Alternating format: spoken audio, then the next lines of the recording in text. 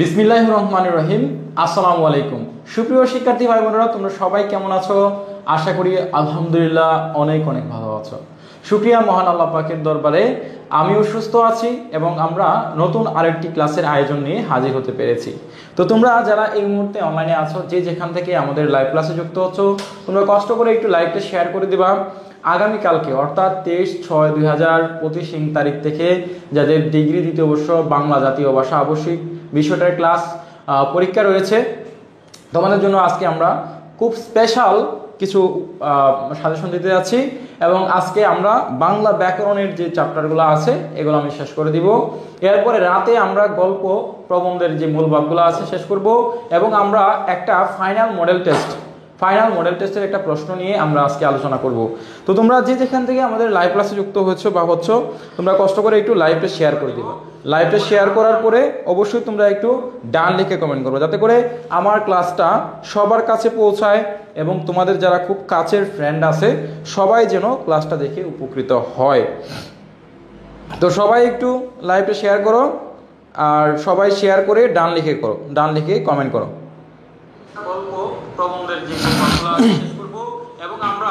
আলহামদুলিল্লাহ আমরা দেখতে পাচ্ছি অনেক ভাই বোন আমাদের সাথে ইতিমধ্যে যুক্ত হয়েছে, জয়েন করতেছো। তোমরা সবাই লাইভটা একটু দ্রুত শেয়ার করবা, শেয়ার করে ডান লিখে কমেন্ট করবা, যাতে করে ক্লাসটা সবার কাছে পৌঁছায় এবং সবাই কম বেশি এই ক্লাসের বেনিফিটটা পায়। আর তোমাদের যারা হোয়াটসঅ্যাপ গ্রুপ চালাও, যাদের মেসেঞ্জার গ্রুপ আছে, সিক্রেট গ্রুপ রয়েছে, তোমরা সবাই সকল গ্রুপে তোমরা হোয়াটসঅ্যাপ মেসেঞ্জার গ্রুপে লাইভটা একটু শেয়ার করে দিতে পারো। এতে করে কিন্তু তারাও এখান থেকে, যারা পরীক্ষার্থী আছে তারাও কিন্তু এখান থেকে উপকৃত হবে বলে আমি মনে করি। ঠিক আছে, তোমরা একটু দ্রুত লাইভটা শেয়ার করো।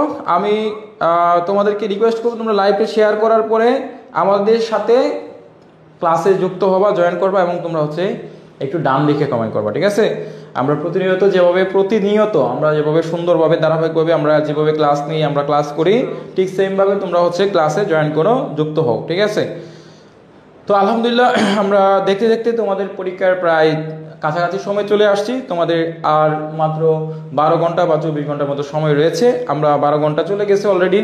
আমরা আগামীকালকে তোমাদের পরীক্ষার জন্য মানসিকভাবে তোমরা প্রস্তুতি নিয়ে নিয়েছো অলরেডি, আলহামদুলিল্লাহ।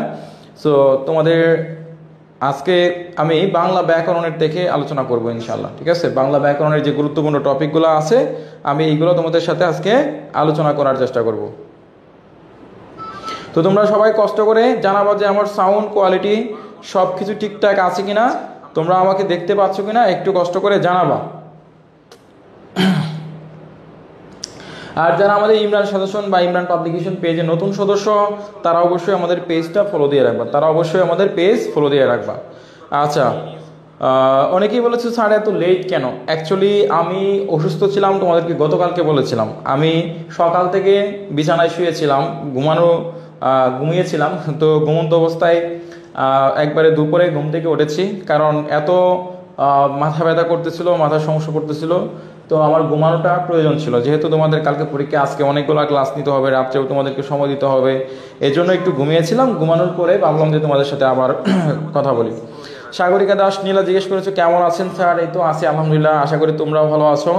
আচ্ছা, নুসাইবা ডান। আচ্ছা, আপনি যে বললেন 8টায় আসবেন, হ্যাঁ শ্রীপাদ, আমি 8টায় বলেছিলাম আসার জন্য, কিন্তু চেষ্টা করে পারিনি। আমি অসুস্থ ছিলাম, মাথা ব্যথা কালকে থেকেই ছিল, তোমরা জানো, মাথায় একটু সমস্যা করতেছিল, আমি ঘুমিয়েছিলাম।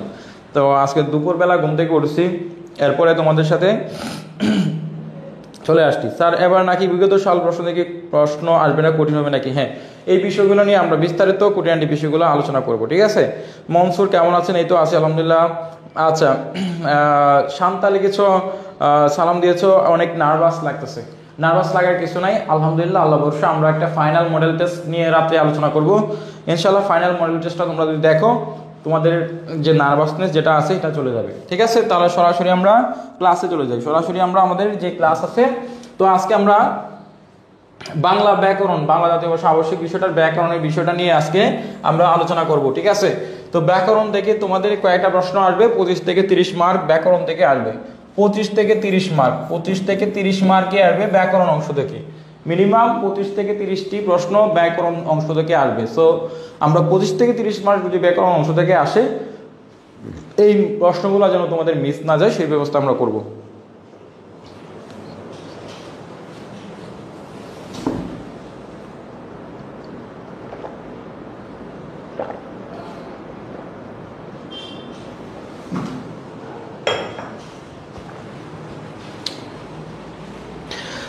তোমরা সবাই একটু লাইভে শেয়ার করো।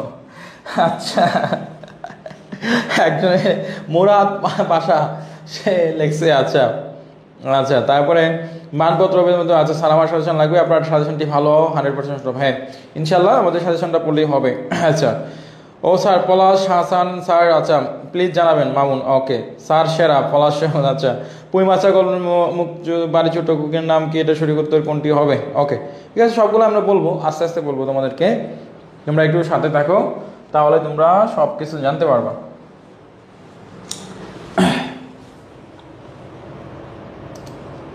আমরা বাংলা জাতীয় ভাষা যে এটা আছে, বাংলা জাতীয় ভাষা যে বিষয়টা রয়েছে সে বিষয়টা আজকে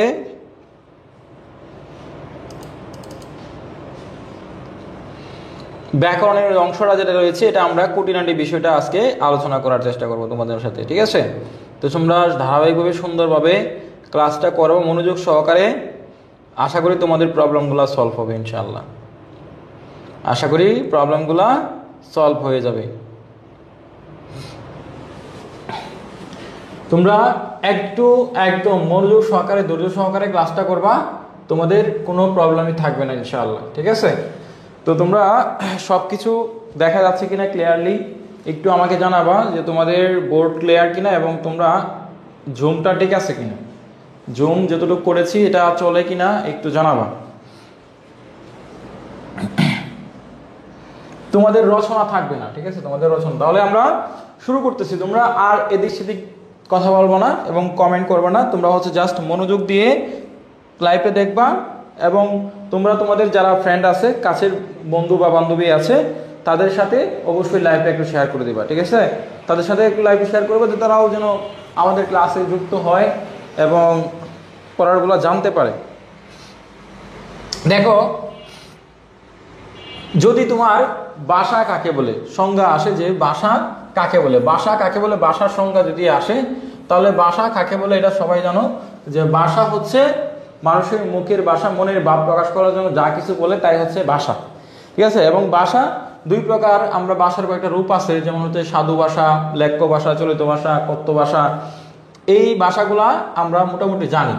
তো সাধু ভাষা যেটা হচ্ছে আমরা কথা বলার সময় ব্যবহার করি, তো সাধু ভাষা এই চলিত ভাষা সম্পর্কে আমাদের মোটামুটি ধারণা আছে। গরু চণ্ডালী দোষ, দেখো এই প্রশ্নটা কিন্তু আমি বলেছিলাম খ বিভাগে আসতে পারে, যে সাধু এবং চলিত ভাষার মিশ্রণ। অনেক সময় দেখেছে আমি পড়াচ্ছি, আমি পড়াইতেছি, আমি খাচ্ছি, আমি খাইতেছি, তুমি কি আসিয়া আছো, তুমি কি আসিছ, বা তুমি কি আসছো, আসিয়া আছো আর আসছো, এই দুইটা বাক্য যখন আমরা একসাথে বলবো তখন কিন্তু এটার মিশ্রণ হয়ে যাবে। এই মিশ্রণটা কি বলা হয়? গরু চণ্ডালী দোষ। অর্থাৎ সাধু এবং চলিত ভাষার মিশ্রণকে বলা হয় গরু চণ্ডালী দোষ। এই প্রশ্নটা আসতে পারে তোমাদের ক বিভাগে আসতে পারে, এই প্রশ্নটা আসতে পারে তোমাদের ক বিভাগে, বুঝতে পারছো? তো বাংলা ব্যাকরণের বেশিরভাগ প্রশ্ন কিন্তু গ বিভাগে এবং ক বিভাগে আসে। এই প্রশ্নগুলো তোমাদের গুরুত্ব দিয়ে পড়তে হবে। এবার আসি আমরা, এই প্রশ্নটা 100% গুরুত্বপূর্ণ। আমি আগে বলছি যদি আসে তাহলে প্রশ্নটা আসতে পারে, তোমরা অবশ্যই এটা প্রশ্নটা গুরুত্ব দিয়ে পড়বা। এই প্রশ্নটা 100% গুরুত্বপূর্ণ। সাধু এবং চলিত ভাষার পার্থক্য, সাধু ভাষা এবং চলিত ভাষার মধ্যে পার্থক্য যদি আসে তাহলে হচ্ছে তোমরা এই প্রশ্নটা পড়তে পারো।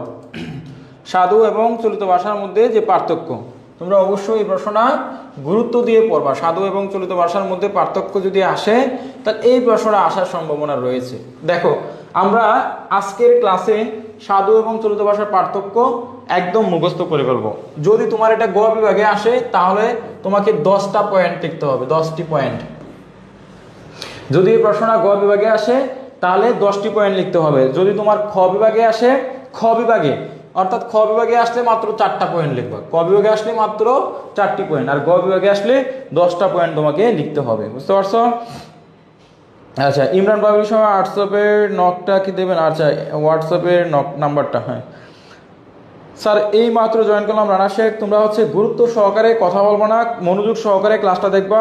এদিক সেদিক কথা বললে মনোযোগ নষ্ট হয়ে যাবে, এদিক সেদিক কথা বললে তোমাদের মনোযোগটা নষ্ট হয়ে যেতে পারে। সো তোমরা একদম মনোযোগ সহকারে আমি যা পড়াচ্ছি তোমরা একটু মনোযোগ সহকারে দেখবা, শুনবা, ইনশাল্লাহ তোমাদের আর কোনো প্রবলেম থাকবে না। ঠিক আছে, তোমরা আর কোনো তোমাদের সমস্যা থাকবে না। তোমরা মনোযোগ সহকারে দেখবা, তোমাদের আর কোনো প্রবলেম থাকবে না ইনশাল্লাহ, আশা করি। আচ্ছা, এটা অনেকেই মুখস্থ। আচ্ছা, অনেকে স্যার ব্যাকরণ থেকে আনসার না করলে হবে না। ব্যাকরণ থেকে আনসার না করলে দেখবা যে গল্প, কবিতা, প্রবন্ধ দেখে কমন আসছে না। অনেক সময় কমন না আসলে কি করবা? কমন না আসলে কিন্তু তুমি ধরা। ঠিক আছে, সো অবশ্যই তোমার বাংলা ব্যাকরণটা তোমার আয়ত্তে রাখতে হবে। তো খেয়াল করো, আমরা সাধু ভাষার এক পাশে হচ্ছে সাধু ভাষা, এক পাশে হচ্ছে চলিত ভাষার পার্থক্য করতেছি। সাধু ভাষা হচ্ছে সাধু ভাষার সর্বনাম এবং ক্রিয়াপদের পূর্ণরূপ ব্যবহৃত হয়। সাধু ভাষায় সর্বনাম পদ এবং ক্রিয়াপদ, সর্বনাম পদ এবং ক্রিয়াপদ এটা মিলিয়ে নেমে কল দিয়ে কিছুক্ষণ পরে বলো আবার আসছে।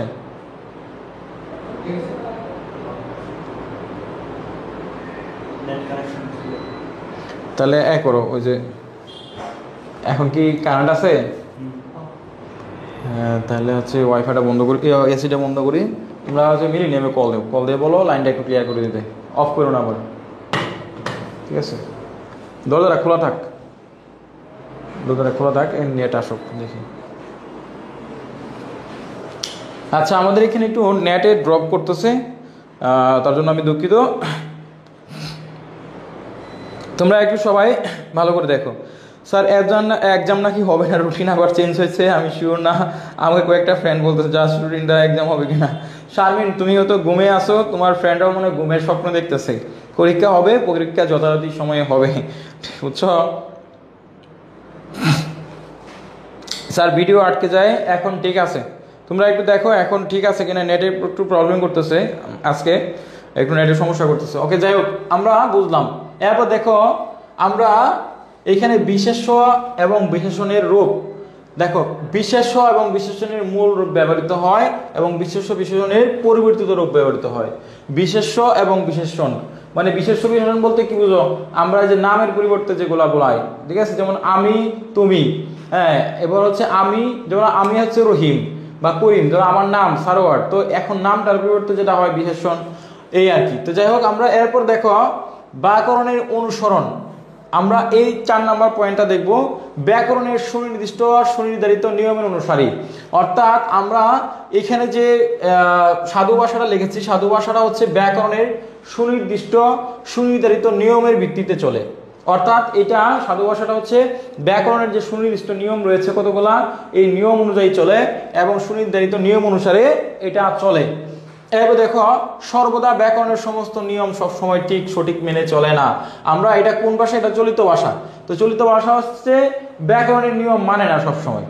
চলিত ভাষা ব্যাকরণের নিয়ম মানে না, আর সাধু ভাষা ব্যাকরণের নিয়ম সবসময় মেনে চলে। বুঝতে পারছো? তাহলে আমরা এখানে হচ্ছে যে সাধু ভাষা ব্যাকরণের নিয়ম সুনির্দিষ্ট সুনিয়ন্ত্রিত ভাবে চলে, নিয়ম মেনে চলে সাধু ভাষা, আর চলিত ভাষার নিয়ম মেনে চলে না। এই লাইনটা কি বুঝতে পেরেছো? যদি বুঝে থাকো তাহলে হচ্ছে ক্লিয়ার লিখে কমেন্ট করো, যদি বুঝে থাকো তাহলে ক্লিয়ার লিখে কমেন্ট করো। আমি যে লাইনটা বললাম ব্যাকরণ অনুসরণ, এই 4 নাম্বার পয়েন্টটা কি বুঝতে পারছো? 4 নাম্বার পয়েন্ট বুঝে থাকলে ক্লিয়ার লিখে কমেন্ট করো। 4 নাম্বার পয়েন্টটা কি বুঝেছো কিনা, যদি বুঝে থাকো তাহলে ক্লিয়ার লিখে কমেন্ট করো। 4 নাম্বার পয়েন্ট। নাজমুন, আচ্ছা, আসসালামু আলাইকুম, সালাম দিয়েছো। পার্থক্যটা খাতায় কিভাবে লিখবো? পার্থক্যটা ঠিক সেম ভাবে আমি যেভাবে দিয়েছি, এক পাশে লিখবা সাধু ভাষা, এক পাশে লিখবা চলিত ভাষা। তারপর সাধু ভাষার যে পার্থক্যগুলো আছে সাধু ভাষা লিখবা, চলিত ভাষার যে পার্থক্য আছে চলিত ভাষার পার্থক্য এক পাশে লিখবা। ওকে, তাহলে অনেকের বিষয়টা ক্লিয়ার, অনেকের ক্লিয়ার। ওকে, তারপর দেখো আমরা এখানে দেখো নমনীয়তা, 7 নাম্বার পয়েন্টটা দেখো। সাধু ভাষা অপরিবর্তনীয়, সাধু ভাষা কখনো পরিবর্তন হয় না। অর্থাৎ সাধু ভাষা সৃষ্টির আদি থেকে বা কথা বলার মানুষের ভাষার যখন থেকে শুরু হয়েছে, ভাষা কথা বলে বাঙালি ভাষায় মানুষ যখন কথা বলে সাধু বা চলিত ভাষায়, তখন তো সাধু ভাষায় অপরিবর্তনীয়, সাধু ভাষা কখনো পরিবর্তন হয় না। আর চলিত ভাষা পরিবর্তনীয়। চলিত ভাষা অঞ্চল ভেদে, বিভিন্ন অঞ্চলে এক এক রকম এক এক ভাষা অঞ্চল ভেদে পরিবর্তন হয়। এই জন্য বলা হয়েছে যে চলিত ভাষা পরিবর্তনীয়, সাধু ভাষা অপরিবর্তনীয়। বুঝতে পারছো? এরপর দেখো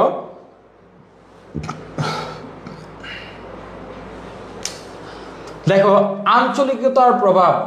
10 নম্বর পয়েন্টটা ভালো করে খেয়াল করো। আঞ্চলিকতার প্রভাব, অঞ্চল বিশেষের প্রভাবাধীন, অর্থাৎ এক এক অঞ্চলের ভাষা এক এক রকম।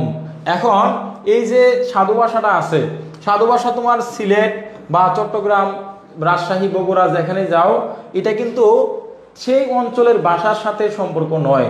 সাধু ভাষাটা অঞ্চলের প্রভাব কাটে না, যে এক একটা অঞ্চলের প্রভাবে সে ভাষা পরিবর্তন হয়ে যাবে এরকম না। সাধু ভাষা অঞ্চল বিশেষের প্রভাব আধীন নয়, অর্থাৎ অঞ্চলের অধিকারে বা অঞ্চলের একটা বিশেষ মানে ইয়াতে বিশেষ ভাষায় ভাষা বলা হয় না, অঞ্চলের এখানে প্রভাব খাটে না। এরপর দেখো আঞ্চলিক প্রভাবাধীন। চলিত ভাষা হচ্ছে, চলিত ভাষাটা এমন একটা ভাষা এক এক অঞ্চলে এটা এক এক রকম ভাষা পরিবর্তন রূপ নেই, রূপ ধারণ করে। বুঝতে পারছো? তাহলে এটা হচ্ছে আঞ্চলিক প্রভাবাধীন। বুঝতে পারছো? এরপর দেখো আমরা দেখি নেই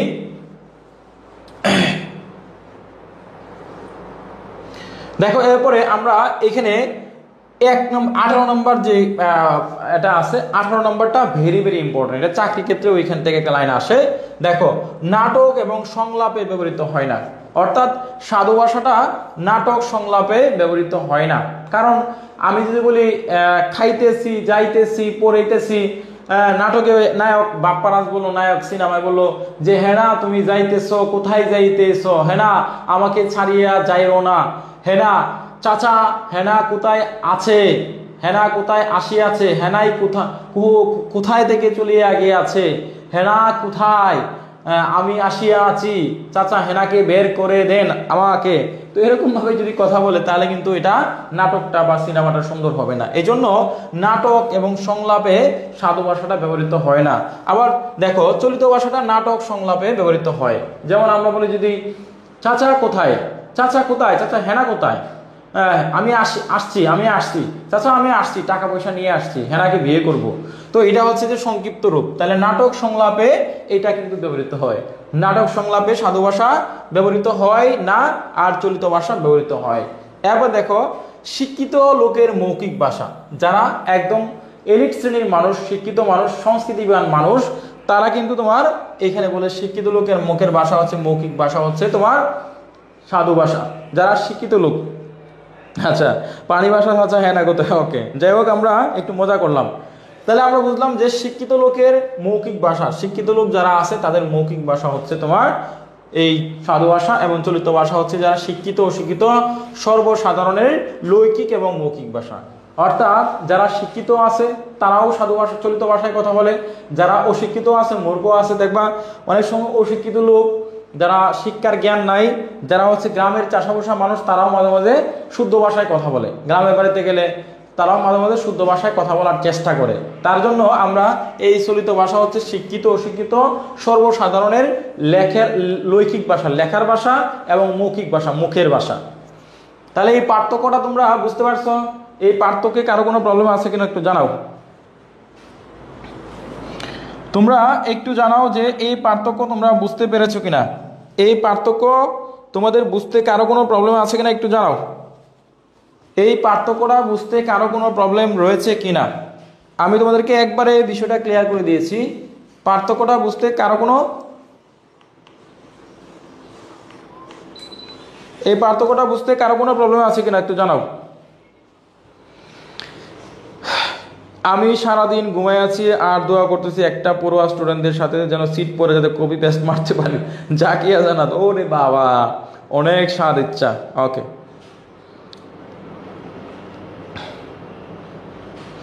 আচ্ছা যাই হোক, আমরা তাহলে এই বিষয়টা ক্লিয়ার।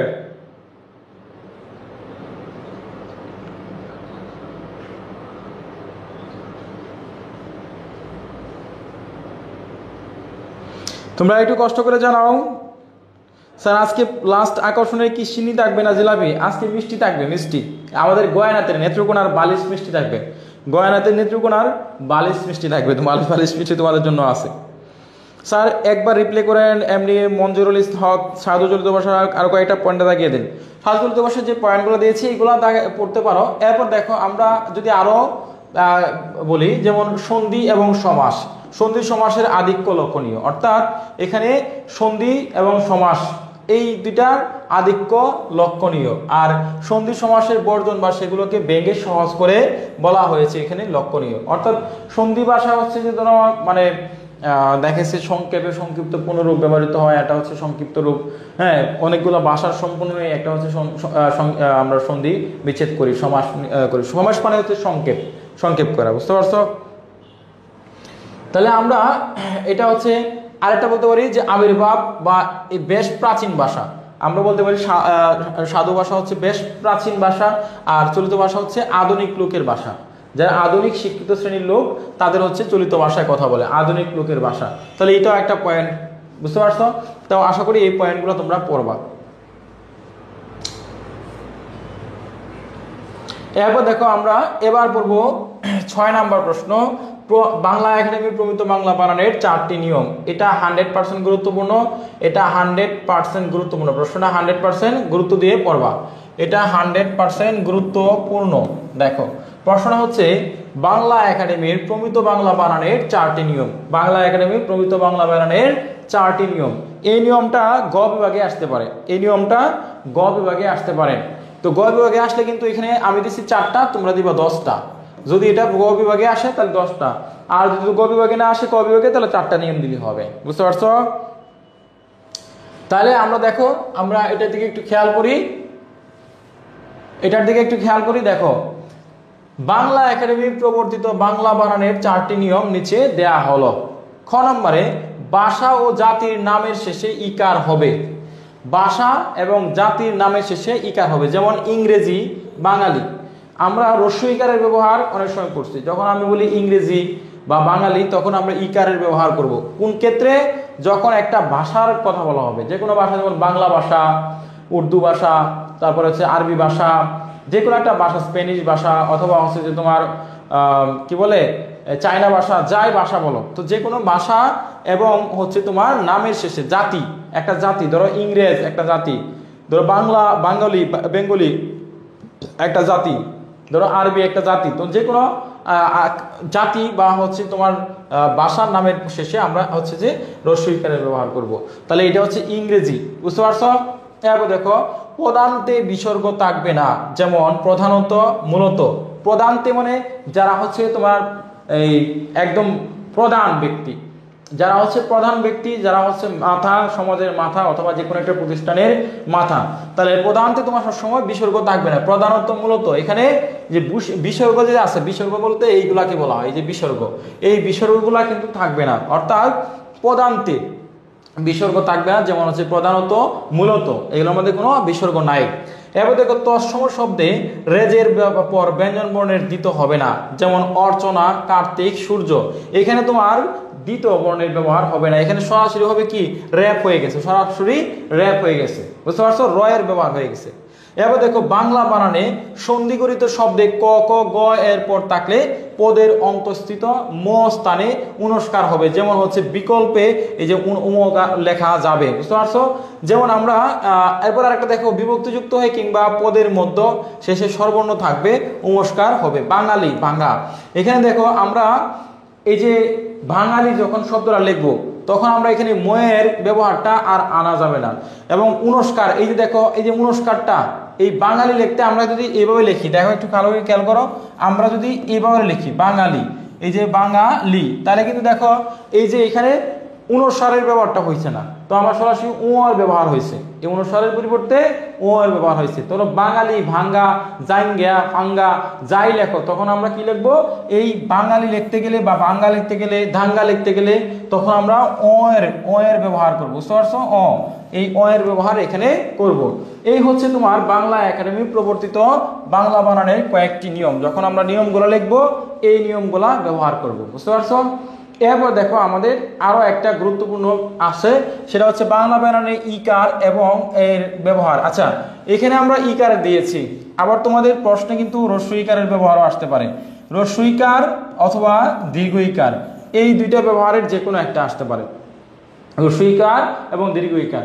দেখো এই প্রশ্নটা একটু কঠিন হলেও তোমরা এটা মুখস্থ করবা, কঠিন হলেও একটু মুখস্থ করার চেষ্টা করবা, বুঝতে পারছো? তো দেখো এখানে স্ত্রীবাচক ইনি প্রত্যয়ান্ত শব্দের শেষে ইকার ব্যবহার হয়, যেমন গৃহী, গৃহিণী, গৃহিণী।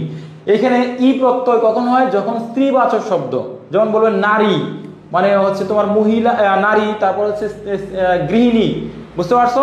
অর্ধাঙ্গিনী, অর্ধাঙ্গিনী, যেমন এখানে আমি একটা দিয়েছি গৃহিণী, গৃহিণী বা অর্ধাঙ্গিনী অথবা হচ্ছে যে স্ত্রী, এরকম কিছু বললে তোমরা তখন হচ্ছে যে ইনি প্রত্যয় যুগে এখানে করা হবে এবং ইনি প্রত্যয় ব্যবহার করতে হবে, অর্থাৎ দীর্ঘ ইকার হবে, দীর্ঘ ইকার। এইখানে দেখো এই যে নিয়ের দীর্ঘ ইকার হয়েছে, এখানে ইনির নয় দীর্ঘিকার হয়েছে, মধ্যাহ্ন দীর্ঘিকার হয়েছে, তাহলে ইনি প্রত্যয় যুক্ত হবে।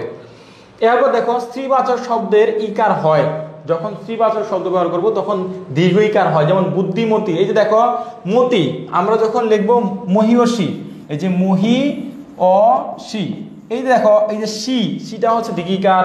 এরপর দেখো মহাবিনী, বিনী, এই যে দন্তান্ন দীর্ঘিকার, এটা হচ্ছে ই প্রত্যয়, এটা হচ্ছে সবসময় কি প্রত্যয়? ই প্রত্যয় যুক্ত হয়ে যাচ্ছে। এরপর দেখো পাত্রী, দেবী, কুমারী, কালী ইত্যাদি। তার মানে এই লাইনটা খুবই গুরুত্বপূর্ণ। স্ত্রীবাচক শব্দের শেষে ইকার হয়, স্ত্রীবাচক যতগুলো শব্দ আছে, অর্থাৎ স্ত্রী অর্থাৎ মেয়ে, মহিলা মানুষ যেখানে বোঝাবে, মহিলা মানুষ যেখানে বোঝাবে এখানে সবসময় দীর্ঘ ইকারের ব্যবহার হবে, দীর্ঘ ইকারের ব্যবহার হবে। তাহলে দেখো এখানে লিখছে বুদ্ধিমতী, কল্যাণময়ী, মহিয়সী, মায়াবিনী, নদী, নারী, পাত্রী, দেবী, কুমারী, কালী। আচ্ছা এখানে একটা জিনিস খেয়াল করো, এই যে নদী লেখছে, আচ্ছা এইখানে এই যে লিখলাম নদী, নদী হলো কি ধরো পুরুষবাচক, মহিলাবাচক শব্দ অর্থাৎ স্ত্রীবাচক শব্দ। তাহলে এই নদীর পুরুষবাচক শব্দ কোনটা? কে বলতে পারো বলো তো দেখি, নদীর পুরুষবাচক শব্দ কোনটা? আচ্ছা ফারজানা লেগেছে যখন মুখস্থ করার সময় ছিল তখন যে সৃজনশীল, আর এখন হচ্ছে যে মুখস্থ করতে হয়। আচ্ছা স্যার সাজেশনে টাইপিং বানান বলা আছে, হ্যাঁ টাইপিং বানান বলা আছে, এগুলো আমরা তোমরা একটু ঠিকঠাক করে পড়ে বলবা, এটা আমাদের পিডিএফ ভার্সন, এই জন্য একটু বানান বলা আছে। আচ্ছা তাহলে নদীর কি হবে? গুড, তাহলে নদীর আমরা এটা হবে নদ, তাহলে নদ হচ্ছে পুরুষবাচক আর নদী হচ্ছে স্ত্রীবাচক শব্দ, বুঝতে পারছো? তাহলে দেখো এখানে একটু খেয়াল করো, আমরা এই লাইনটা আমরা যারা বুঝতেছি না, মাথার মধ্যে যাদের নাই ঢুকতেছে না, তারা আবার একটু খেয়াল করো, যারা একটু দুর্বল স্টুডেন্ট, আমি আবারও একটু তোমাদেরকে এই বিষয়টা, এই লাইনটা তোমাদেরকে একদম পানির মতো সহজ করে দিচ্ছি। একটা লাইন মুখস্থ করব, পরীক্ষার হলে যদি একটা লাইন লিখতে পারো তাহলে 1 মার্ক। দেখো কি বলছে ভালো করে খেয়াল করো, যে বাংলা বানানে আমরা ইকারের ব্যবহার করতেছি, ইকার দীর্ঘ ইকারের ব্যবহার। তাহলে এখানে একটা কথা হচ্ছে স্ত্রীবাচক যত শব্দ আছে সবসময় দীর্ঘ ইকার হয়, অর্থাৎ স্ত্রীবাচক শব্দে, সবাই আমার সাথে বলো মুখে মুখে, স্ত্রীবাচক শব্দের শেষে সবসময় দীর্ঘ ইকার হয়, স্ত্রীবাচক শব্দের শেষে সবসময় দীর্ঘ ইকার হয়। এখন কয়েকটা স্ত্রীবাচক শব্দ কি কি? কয়েকটা স্ত্রীবাচক শব্দ হচ্ছে যেমন বুদ্ধিমতী, কল্যাণময়ী, মহিয়সী, মায়াবিনী, নদী, নারী, পাত্রী, দেবী, কুমারী, কালী অথবা গৃহিণী। তাহলে আমরা বুঝলাম স্ত্রীবাচক শব্দের শেষে সবসময় দীর্ঘ ইকার হবে। কি বলছি বলো তো দেখি, সবাই বলো, স্ত্রীবাচক শব্দের শেষে সবসময় কি হবে? এই লাইনটা ক্লিয়ার কিনা? একটা লাইন মুখস্থ করো, একটা লাইন, জাস্ট একটা লাইন মুখস্থ করো, যে ইবাচক শব্দের পরে দীর্ঘ ইকার হয়, স্ত্রীবাচক শব্দের পরে দীর্ঘ ইকার হয়, স্ত্রীবাচক অর্থাৎ নারী, নারী, স্ত্রী, স্ত্রী মানে হচ্ছে নারী, বুঝতে পারছো? নারী, এই নারী মানে হচ্ছে মহিলা, নারী মানে হচ্ছে কি? মহিলা। এই মহিলাবাচক শব্দে বা হচ্ছে সুন্দরী নারী, এই সুন্দরী নারীদের সবসময় দীর্ঘ ইকার হবে, সবসময় দীর্ঘ ইকার হবে, এই দীর্ঘ ইকার হবে। এই লাইনটা কি ক্লিয়ার কিনা? অন্তত পরীক্ষায় যদি প্রশ্ন আসে একটা লাইন লিখতে পারো তাও তো 1 মার্ক পাবা। 4টা বাক্য বা 4টা 5টা বাক্য যদি বলে যে ইকারের ব্যবহার লিখুন, যদি তুমি দীর্ঘ ইকারের ব্যবহার লিখতে যাও, এই একটা লাইন মুখস্থ করলে স্যারের আমার মানে পরীক্ষার হলে বসে দিয়ে আমার চেহারাটা বাসে, যে স্যারে কালকে হচ্ছে অমুক টাইমে স্যারে পড়াইছিল, এই লাইনটা পড়াইছিল, এই লাইনটা মনে আছে, পরীক্ষার হলে ঘুমায় লিখবা। আচ্ছা স্যার রাতে কি লাইভ ক্লাস নেবেন? হ্যাঁ রাতে হচ্ছে তোমাদের একটা মডেল টেস্ট পরীক্ষা নেব, মডেল টেস্ট নিয়ে আমরা আলোচনা করবো রাত্রে। পূর্ণাঙ্গ একটা হচ্ছে 1 থেকে তোমাদের 17 নং পর্যন্ত যতগুলো মডেল টেস্ট আছে আমি এগুলো দিয়ে আলোচনা করব। Okay, Abdur Rahim clear sir, Rimia Akter clear, Amina Akter clear, Sagarika বুঝেছি স্যার, জি স্যার ক্লিয়ার, আচ্ছা, নূপুর ইসলাম, জি স্যার বুঝতে পারছি, আলহামদুলিল্লাহ, তোমরা বুঝলেই আমার সার্থকতা। এরপর দেখো আরেকটা বৈশিষ্ট্য, আমরা এই বৈশিষ্ট্যটা একটু মুখস্থ রাখবো। দেখো, তৎসম প্রাণীবাচক শব্দে ইকার হয়। তৎসম প্রাণীবাচক শব্দ, তৎসম শব্দগুলা কি কি তোমরা তো জানো, দন্তাক্ষরের ব্যবহারগুলো যেগুলো হয়। তো প্রাণীবাচক শব্দগুলা দেখো, প্রাণী, পক্ষী, পক্ষী মানে কি? পাখি। পক্ষী মানে এখানে পক্ষী দেয়া আছে, পক্ষী, ধর ভুল করতেছি কেন, পক্ষী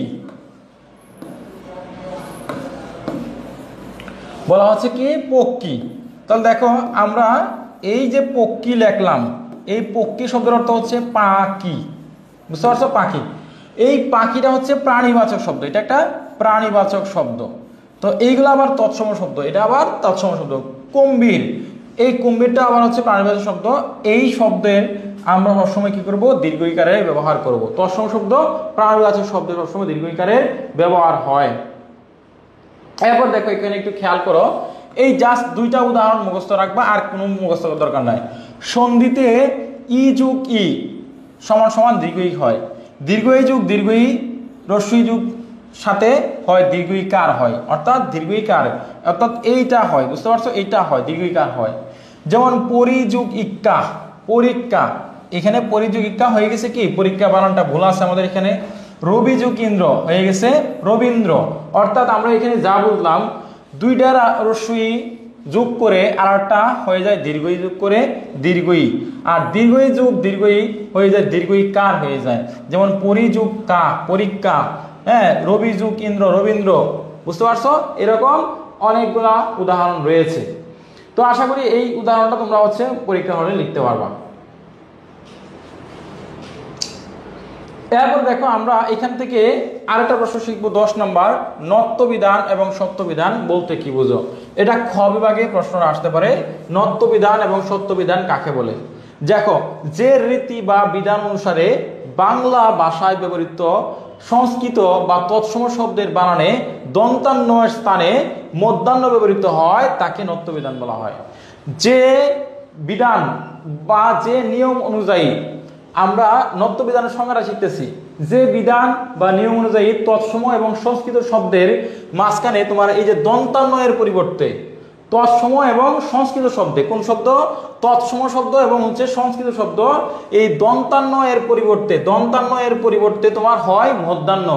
এই মধ্যাহ্ন নিয়মটা বসানোর নামই হচ্ছে নত্যবিধান।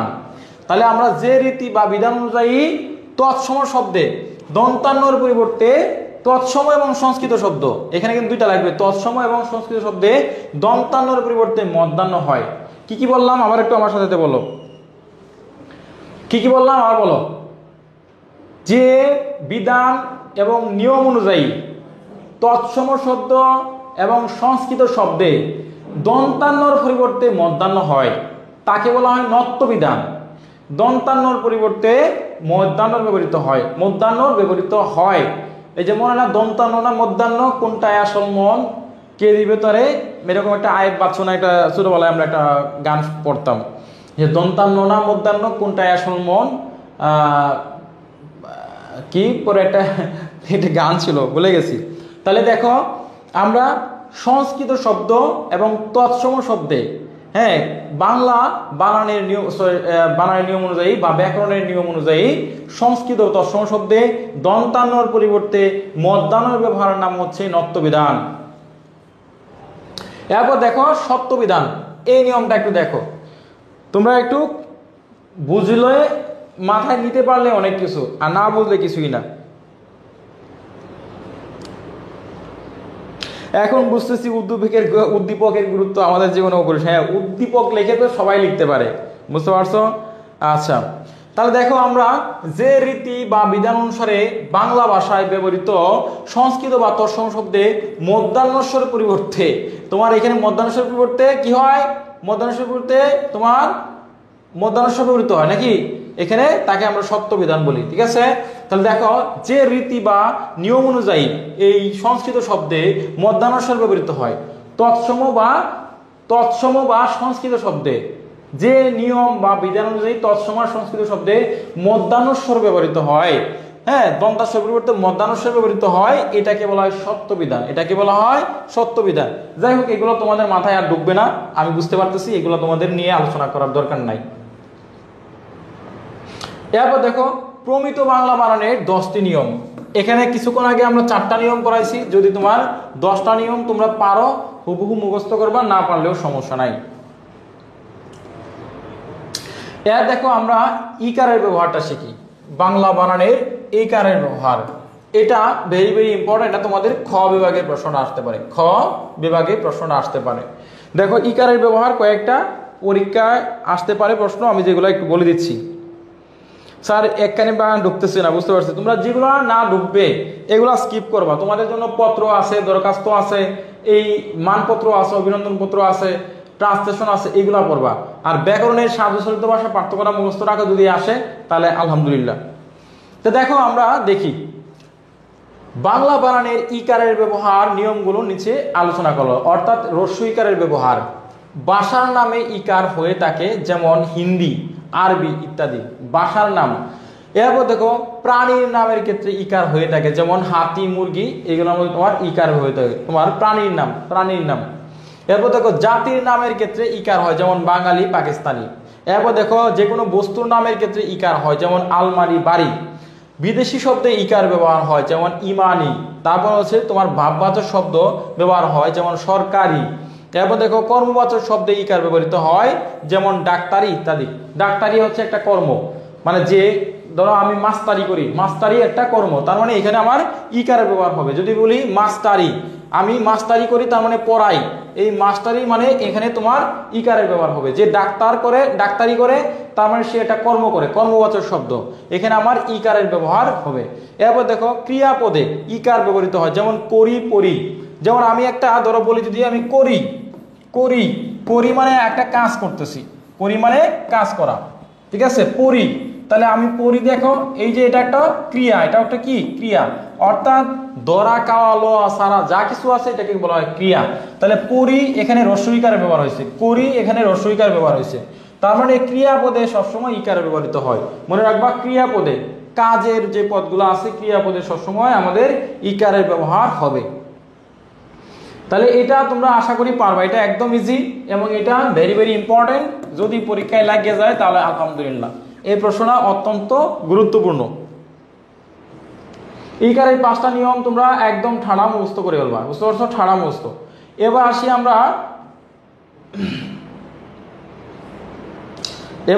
আমরা হচ্ছে গুরুত্বপূর্ণ বানান।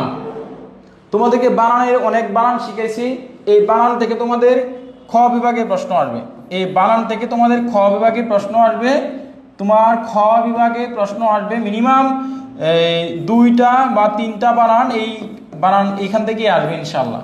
তো বানানগুলোতে একটু মুখস্থ করো, আমি যে বানানগুলো দিচ্ছি সবাই হচ্ছে একটু রেডি লিখে কমেন্ট করো। তোমরা এবার হচ্ছে বানান, অন্তত গ্রামার না পারো, এই বানানগুলো যেন মিস না যায়, তোমাদের বানান থেকে যেন 2 থেকে 3 মার্ক যেন মিস না যায়। তোমরা একটু রেডি লিখে কমেন্ট করো, আমি সুন্দর করে এবার দাগিয়ে দিচ্ছি এবং স্পষ্টভাবে তোমাদেরকে বলে দিচ্ছি বানানগুলো যেন মিস না যায়। একদম ঠাড়া মুখস্থ করো, সমস্যা নেই। স্যার অনেক কাহিনী, পরীক্ষার সময় আছে 20 ঘন্টা, এখন সময় আছে যতটুক এটা কাজে লাগাও। আর হচ্ছে যেভাবে প্রশ্নগুলো বলতেছি এই লাইনগুলো একটু মুখস্থ করো। চোখ ঝিলমিল করতেছে, ও আ ই, ওকে, বানান সবগুলো মিস হবে আসলে। পল্লব চক্রবর্তী, কি বলো, বানান তো একদম সহজ। আমি গুরুত্বপূর্ণ কয়েকটা বানান দাগিয়ে দিচ্ছি, তোমরা এগুলো একটু কষ্ট করে দাগাও এবং নোট করো। তোমরা একটু রেডি লিখে কমেন্ট করো, সবাই হচ্ছে একটু রেডি লিখে কমেন্ট করো, দ্রুত রেডি লিখে কমেন্ট করো। ওকে, তাহলে আমরা দেখতে পাচ্ছি ready Titi Mukherjee ready, Dipkumar ready, Anushka ready, okay, Sagarika ready. তাহলে আমরা গুরুত্বপূর্ণ কয়েকটা বানানে দেখে একটু খেয়াল করি। দেখো যে বানানগুলো তোমাদের অত্যন্ত গুরুত্বপূর্ণ, দেখো আমরা অল্প কয়েকটা বানান দিচ্ছি, তোমরা এই বানানগুলো একটু মুখস্থ করবা। দেখো পূর্বাহ্ন, এই বানানটা অনেক সহজ, পূর্বাহ্ন। এখানে দন্তান্নটা কোথায় দিয়েছে, হয়ের সাথে দন্তান্ন আর হয়ের নিচে দন্তান্ন, শুদ্ধ, আর এটা হচ্ছে অশুদ্ধ। এরপর দেখো শ্রদ্ধাঞ্জলি, এই বানানটা খুবই গুরুত্বপূর্ণ, অবশ্যই তোমরা মুখস্থ করার চেষ্টা করবা, বুঝতে পারছো। এরপর দেখো আমরা এখান থেকে আরো একটা বানান দেখি, যে বানানগুলো পুরস্কার, এই বানানটা দেখো, এটা হচ্ছে দন্তাস্বকার আর এটা হচ্ছে মদিনাস্বকার, পুরস্কার আর পুরস্কার, এই বানানটা অত্যন্ত গুরুত্বপূর্ণ। এরপর দেখো আকর্ষণ, আর এখানে হচ্ছে আকর্ষণ মধ্যাহ্ন, এখানে হচ্ছে আকর্ষণ দন্তান্ন আর এটা হচ্ছে মধ্যাহ্ন। মধ্যাহ্ন দিয়ে দিলে সঠিক আর দন্তান্ন দিয়ে দিলে এটা ভুল। তাহলে আকর্ষণ আর আকর্ষণ বানানটা একটু দেখবা। এরপর দেখো বুদ্ধিজীবী, এখানে বুদ্ধিজীবী বানানটা একটু খেয়াল করো। এখানে এই যে জীবী, এই বয়ের সাথে ঋষিকার আর এখানে হচ্ছে দীঘিকার, দীঘিকার দিলে এটা শুদ্ধ আর ঋষিকার দিলে এটা ভুল। বুঝতে পারছো? এটা অবশ্যই মুখস্থ রাখবা। এরপর দেখো এখান থেকে পুষ্পাঞ্জলি বানানটা, এখানে দীঘিকার আছে আর এখানে হচ্ছে ঋষিকার। পুষ্পাঞ্জলি বানানের শুধু ঋষিকারটা মনে রাখবা, পুষ্পাঞ্জলি এই ঋষিকারের দিকে খেয়াল করবা। আর এখানে হচ্ছে দীঘিকার, দীঘিকার দিলে ভুল, ঋষিকার দিলে শুদ্ধ। এরপর দেখো কৃষিজীবী, এই বানানটা খেয়াল করো, এখানে দীঘিকার ঋষিকার আছে আর এখানে হবে দীঘিকার, অর্থাৎ কৃষিজীবী বানানে বয় দীঘিকার দিলে সঠিক আর ঋষিকার দিলে এটা ভুল, দীঘিকার দিলে সঠিক আর ঋষিকার দিলে ভুল। বুঝতে পারছো? এরপর দেখো আমরা এদিকে একটু খেয়াল করি, এই বানানটা দেখো সর্বশেষ বানান সাক্ষরতা, এখানে সাক্ষরতা হচ্ছে দন্তাস্ব নিচে বয় সংযুক্ত, বয় সংযুক্ত বানান ভুল, শুধুমাত্র দন্তাস্ব থাকবে সাক্ষরতা। এরপর দেখো এখানে অধ্যায়ন, অধ্যায়নে আছে জফলা আকার আর এখানে শুধুমাত্র জফলা, কোনো আকার নাই, এইটা হচ্ছে সঠিক। অধ্যায়ন এবং অধ্যয়ন, অধ্যায়ন আর অধ্যয়ন, অধ্যায়ন আর অধ্যয়ন এই দুইটা, এইটাই হচ্ছে পার্থক্য। এরপর দেখো অধ্যাবসায়, এখানে জফলার পরে আকার আছে আর অধ্যবসায়, অধ্যবসায় এটা হচ্ছে কারেক্ট। এরপর দেখো আমরা এখান থেকে দেখি গীতাঞ্জলি বানানটা দেখো, গীতাঞ্জলি এখানে হচ্ছে ঋষিকার আর এখানে হচ্ছে দীঘিকার, গীতাঞ্জলি এখানে দীঘিকার আর এখানে হচ্ছে ঋষিকার। এরপর দেখো এখান থেকে আমরা আরেকটা বানান দেখে নিই, হোস্টেল, এখানে দেখো মূর্ধন্য স আছে আর এখানে দন্তাস্ব টয় সংযুক্ত, দন্তাস্ব টয় সংযুক্ত, এটা হচ্ছে হোস্টেল। এরপর দেখো শুশ্রূষা বানানটা, শুশ্রূষা এখানে দীর্ঘকার আর রুসুকার এখানে দীর্ঘকার। বুঝতে পারছো? শুশ্রূষা এতটুক, রুসুকার আর হচ্ছে দীর্ঘকার, রুসুকার এবং দীর্ঘকার, এটা হচ্ছে পার্থক্য। এরপর দেখো এখানে আরেকটা আছে অশ্রুজল, অশ্রুজল এখানে রুসুকার আর এখানে দীর্ঘকার। এরপর দেখো স্টেশন, স্টেশনে হচ্ছে মদিনাস্ব টয় সংযুক্ত, মদিনাস্ব টয় সংযুক্ত আর এখানে দন্তাস্ব টয় সংযুক্ত। এই হচ্ছে তোমার আমার কাছে গুরুত্বপূর্ণ কয়েকটা বানান আমি দাগিয়ে দিছি। যারা দাগাইছো আলহামদুলিল্লাহ, আশা করি এইগুলো থেকে কমন পাবে। তোমাদের বানানগুলো দাগানো হয়েছে কিনা একটু দেখো। স্যার বাংলা এত কঠিন জানলে ইংল্যান্ডের জন্ম নিতাম, বাংলা কঠিন না পড়লে সবই কঠিন। স্যার নকল করলে কি পাপ হবে? না, নকল করলে পাপ হবে না। তোমরা এই বানানগুলা দাগাইছো কিনা একটু জানো। বানানগুলা দাগানো হয়ে গেলে তোমরা ডান লিখে কমেন্ট করো, যদি দাগাও তাহলে ডান লিখো, আমি অন্য পরবর্তী টপিকে যাচ্ছি। দাগানো হইলে ডান লিখে কমেন্ট করো, না হইলেও সমস্যা নাই। এবার নিজেকে বাঙালি বলে দাবি করা সময়, দাবি করো সবাই। হ্যাঁ, এখন হচ্ছে বাঙালি, নিজেকে বাঙালি বলে পরিচয় দাও যদি প্রশ্ন পারো। ঠিক আছে, তোমরা সস নিয়ে নাও, যাদের দাগানো শেষ তারা সস নাও, যারা সস স্ক্রিনশট নাও, স্ক্রিনশট নিয়ে রাখো। যারা দাগাইতে পারো নাই তারা একটা স্ক্রিনশট নিয়ে রাখো, যারা দাগাইতে পারো নাই তারা একটু স্ক্রিনশট নিয়ে রাখো।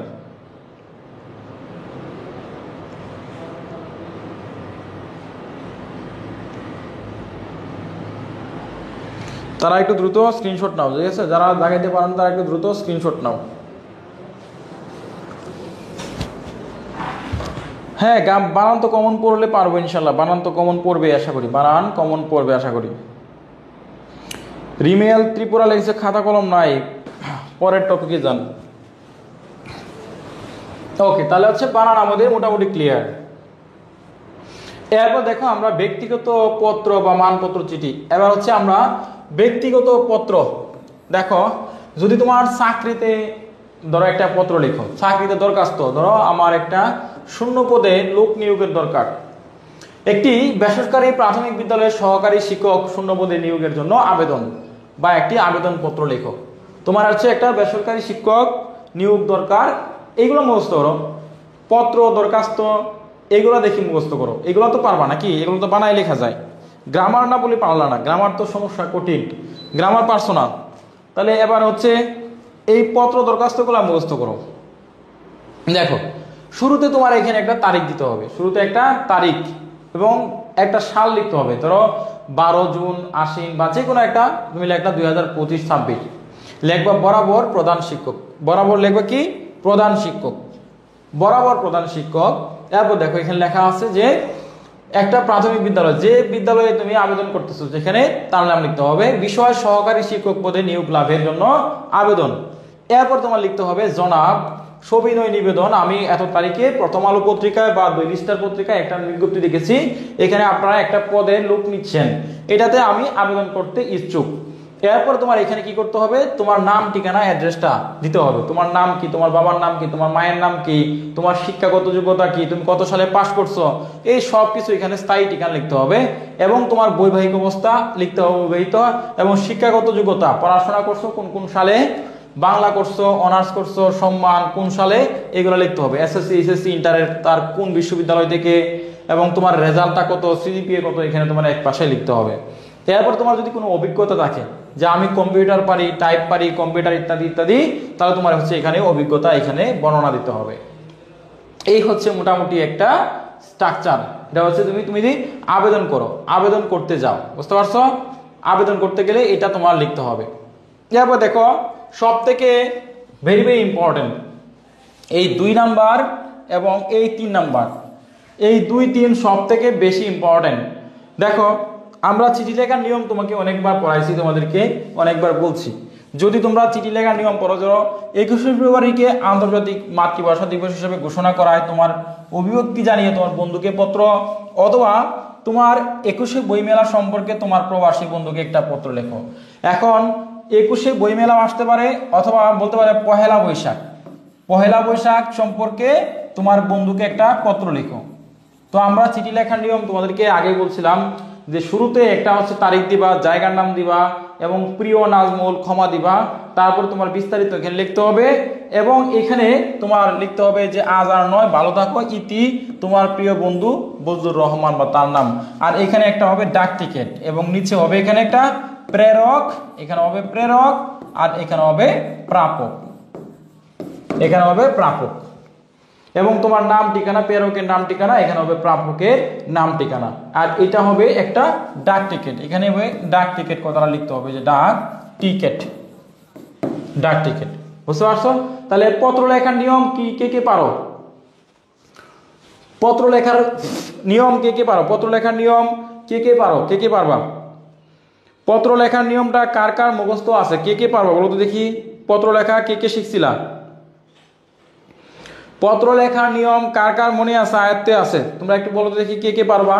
যদি তোমাদের আয়ত্তে আছে তাহলে এটা আর পড়াবো না, যদি আয়ত্তে না থাকে তাহলে হচ্ছে যে আমি আবার তোমাদেরকে একটু আলোচনা করব।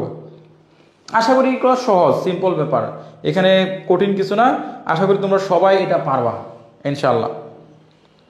পত্র লেখাটা কঠিন কিছু না, একদম সহজ, আশা করি তোমরা এই বিষয়টা পারবা, ঠিক আছে, এটা পারার কথা।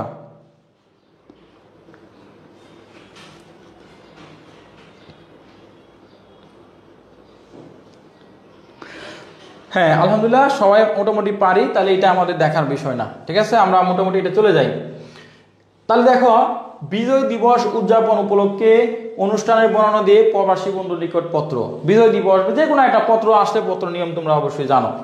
এরপর দেখো তোমার কলেজের ডিগ্রি পরীক্ষার্থী ছাত্রছাত্রীদের বিদায় উপলক্ষে একটি মানপত্র রচনা করো। ডিগ্রি ফলাফল তোমাদের কলেজ থেকে যাইতেছে গা, এদেরকে মানপত্র রচনা করো। তাহলে শ্রদ্ধাঞ্জলি, প্রিয় ভাই বোন, তার নাম ঠিকানা দিতে হবে, কোন কলেজ কোন জায়গায় পড়ো, এখানে সবকিছু দিতে হবে। এরপরে তাদের প্রশংসা করতে হবে, হে বিদায়ী ভাই বোনেরা, হে শিক্ষার্থী ভাই বোনেরা, হে নতুন পথেও যেতে নাহি দিব হয় তবু যেতে হয় তবু চলে যায়, রবি ঠাকুরের ভাষা। হ্যাঁ, আমরা বিদায় দেওয়ার সময় যে কষ্ট প্রকাশ করি, অনুভূতি প্রকাশ করি, এইগুলা তোমরা মোটামুটি এখানে লিখে দেবা। এবং সব শেষে ইতি আপনাদের গণমুগ্ধকর বন্ধু বান্ধব ছোট অনুজ ছাত্রছাত্রী মাদারীপুর সরকারি কলেজ বা যে কোনো সরকারি কলেজ ছাত্রছাত্রী, এবং একটা লাস্টের তারিখ দিবা। মানপত্রের নিচে তারিখ দিলেও হবে, উপরে দিলেও হবে, এবং মানপত্র বা অভিনন্দন পত্রে তারিখ এবং কলেজের নাম মাস্ট বি দিতে হবে, যে কোনো প্রতিষ্ঠানের নাম তোমার এখানে দিতে হবে। এই দেখো তোমার কলেজে একজন শিক্ষামন্ত্রীর আগমন উপলক্ষে অভিনন্দন পত্র। এই যে অভিনন্দন তোমার হচ্ছে যে আগে বলছিলাম তেল মারা, তেল মালিশ করা, এটা হচ্ছে মানে তুষামত করা, প্রশংসা করা, এটার নাম হচ্ছে অভিনন্দন পত্র। কোনো একজন ব্যক্তিকে নিয়ে অভিনন্দন করা, তাকে হচ্ছে তার সম্পর্কে খুঁটিনাটি বিষয়গুলা, তার মানে পজিটিভ দিকগুলা বলা, এটার নামই হচ্ছে মানপত্র বা অভিনন্দন পত্র। এটার নামই হচ্ছে মানপত্র বা অভিনন্দন পত্র। এরপর দেখো কিভাবে পত্রিকায় সংবাদপত্রে প্রতিবেদন লিখবা। এটা হচ্ছে প্রতিবেদনের নিয়ম। প্রতিবেদন কিভাবে লিখতে হয়, প্রতিবেদন লেখার নিয়মটা দেখো যে এখানে শুরুতে একটা তারিখ দিবা, বরাবর সম্পাদক, দৈনিক ইত্তেফাক, কারণ বাজার এবং বিষয় মাদকাসক্তির কুফল বা এরকম প্রকাশের জন্য আবেদন। হ্যাঁ, তোমার মাদকাসক্তির যে প্রভাব আছে, খারাপ দিক আছে, এগুলো তোমার বিস্তারিত খুঁটিনাটি বিষয়গুলো এখানে লিখতে হবে, বুঝতে পারছো? এরপর দেখো বন্যার্তদের সাহায্যের আবেদন জানিয়ে দৈনিক পত্রিকা আবেদন। কোনো এলাকায় বন্যা হয়েছে তাদের আবেদন জানিয়ে এইরকম এরকমভাবে তারিখ দিয়ে বিষয় টিষয় দিয়ে এরকমভাবে লিখতে হয়, বুঝতে পারছো? তারপরে আমরা তোমাদের একটা ট্রান্সলেশন আছে, অনুবাদ আছে, গুরুত্বপূর্ণ অনুবাদগুলা। হ্যাঁ, এই অনুবাদগুলো তোমাদেরকে বলছিলাম তোমাদের আসবে ইংলিশে হয়তো বাংলা লিখতে হবে, অথবা বাংলা আসবে ইংরেজিতে লিখতে হবে, বুঝতে পারছো? ইংরেজিতে থাকলে বাংলা এভাবে অনুবাদ করতে হবে, ইংরেজিতে থাকবে তোমাদের বাংলা এভাবে অনুবাদ করতে হবে। এই হচ্ছে মোটামুটি ইংরেজি গ্রামার। আজকে মোটামুটি তোমাদেরকে ক্লিয়ার করলাম। তো এবার আমি তোমাদেরকে যে কথাটা বলতেছি, আমরা রাত্রে তোমাদেরকে, এটা তো মোটামুটি বাংলা ব্যাকরণ শেষ যেগুলো পড়াইলাম, আমরা রাত্রে তোমাদের সব থেকে মেইন হচ্ছে তোমাদের গল্প। আমি রাত্রে তোমাদের 8টা থেকে 9টার ভিতরে গল্প এবং প্রবন্ধ এইগুলো নিয়ে আলোচনা করব। হ্যাঁ, রাতে তোমাদেরকে এই প্রবন্ধগুলো নিয়ে আলোচনা করব, গল্প এবং প্রবন্ধগুলোর মূল ভাবগুলো নিয়ে একটু আলোচনা করব। এক ফাঁকে গুরুত্বপূর্ণ মূল ভাবগুলো একটু দেখাই দিব, আর একটা মডেল কোয়েশ্চন দেখাবো, এই মডেল কোয়েশ্চনটা আমি রেডি করতেছি। এই মডেল কোয়েশ্চন এক রাত্রে ঠিক রাত 10টা থেকে 11টার ভিতরে তোমরা উপস্থিত থাকবো পেজে, ঠিক আছে? 10টা থেকে 11টা। আর যারা এখন পর্যন্ত আমাদের সাজেশনগুলো নিতে পারো নাই, যারা আমাদের সাজেশন প্রয়োজন নিতে চাচ্ছ, হ্যাঁ নিতে পারো নাই, তারা হচ্ছে আমাদের সাথে যোগাযোগ করে আমাদের সাজেশনগুলো তোমরা সংগ্রহ করতে পারো, ঠিক আছে? যারা এখন পর্যন্ত আমাদের সাজেশনগুলো নিতে পারো নাই, যাদের যে সাজেশনটা প্রয়োজন, তারা হচ্ছে অবশ্যই আমাদের পিডিএফ কপিগুলো সংগ্রহ করতে পারো। আমাদের হোয়াটসঅ্যাপ নাম্বার 0198595508, এই নাম্বারে আমাদের হোয়াটসঅ্যাপ রয়েছে। এই হোয়াটসঅ্যাপে মেসেজ করলে তোমরা হচ্ছে উত্তর সহকারে 100 টাকা করে পাবে। সাজেশনগুলো 100 টাকা, আর প্রতি বিষয় হচ্ছে 50 টাকা। অনলি সাজেশন 50 টাকা, ঠিক আছে? অনলি সাজেশন 50 টাকা, আর উত্তর সহকারে নিলে 100 টাকা লাগবে। তো যাদের প্রয়োজন পিডিএফটা এটা নিয়ে নিতে পারো। আর যারা আমরা হচ্ছে রাত 9টা বা 10টার দিকে আসবো ইনশাল্লাহ।